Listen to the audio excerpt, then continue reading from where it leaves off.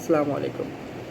আজকে আলোচনা করব, আপনারা কি জানেন যে আমাদের বাংলাদেশে ল অনুসারে কিভাবে শাস্তি দেওয়া হয়? চলুন জেনে নেওয়া যাক।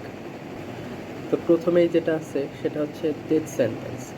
আমরা বাংলা সিনেমায় কিন্তু অনেক দেখেছি যে ফাঁসি দেওয়া হয়। এটাকে আসলে বলা হয় ক্যাপিটাল পানিশমেন্ট, যেটা আরেকটা নাম হচ্ছে ডেথ সেন্টেন্স। তো এই ফাঁসি দেওয়াটাই কিন্তু শুধুমাত্র ক্যাপিটাল পানিশমেন্ট নয়। এছাড়া আরও ক্যাপিটাল পানিশমেন্টও রয়েছে। যেমন হ্যাঙ্গিং, ইলেকট্রোকিউশন, লিথাল ইনজেকশন, দেন গ্যাস চেম্বার গ্যারোটিং, আরও অনেক ধরনের আছে। আপনার ইউটিউবে এরকম প্রাচীনকালে কিন্তু এরকম অনেকভাবে দেওয়া হতো। আমিও এরকম একটা ভিডিও দেখেছিলাম যে একটা কেমন গরু বানানো হয়েছে, গরুর ভিতরে ধোঁয়া দেওয়া হয়, ধোঁয়া দিয়ে অতঃপর তাকে মেরে ফেলা হয়, আগুন জ্বালিয়ে দেওয়া হয়।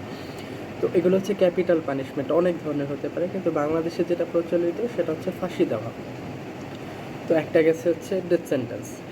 এরপরে আপনার হচ্ছে যাবজ্জীবন কারাদণ্ড বা ইমপ্রিজনমেন্ট ফর লাইফ, যাবজ্জীবন কারাদণ্ড। এটাও আমরা বাংলা সিনেমায় অনেকবারই দেখেছি যে একটা খুন করার জন্য একদম যাবজ্জীবন কারাদণ্ড দেওয়া হচ্ছে। আর একটা হচ্ছে কারাদণ্ড, কিন্তু যাবজ্জীবন না। এই কারাদণ্ডের ভিতর বা ইমপ্রিজনমেন্টের ভিতর দুই ধরনের আছে, একটা হচ্ছে রিগোরাস, একটা সিম্পল। রিগোরাসটা হচ্ছে যেখানে আসামিদেরকে কঠোর পরিশ্রম করানো হয় বা একটা কনফাইন্ড এরিয়ার ভিতর রাখা হয়। আর সিম্পল যেটা সাধারণ চুরি ডাকাতি করলে বা কিছু করলে সাধারণ জেল দেওয়া হয়। এছাড়াও কিন্তু আছে, যেমন ফাইন ধরা হয়। কিছু কিছু ক্ষেত্রে আপনারা দেখেছেন যে অপরাধের জন্য ফাইন ধরা হয়। এবং আর একটা যেটা হচ্ছে ফরফেচার অফ প্রপার্টি, মানে হচ্ছে যে সম্পত্তিটা আছে সেটা বাজেয়াপ্তকরণ করা হয়।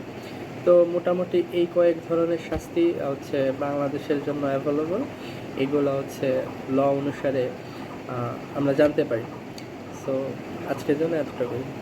ধন্যবাদ।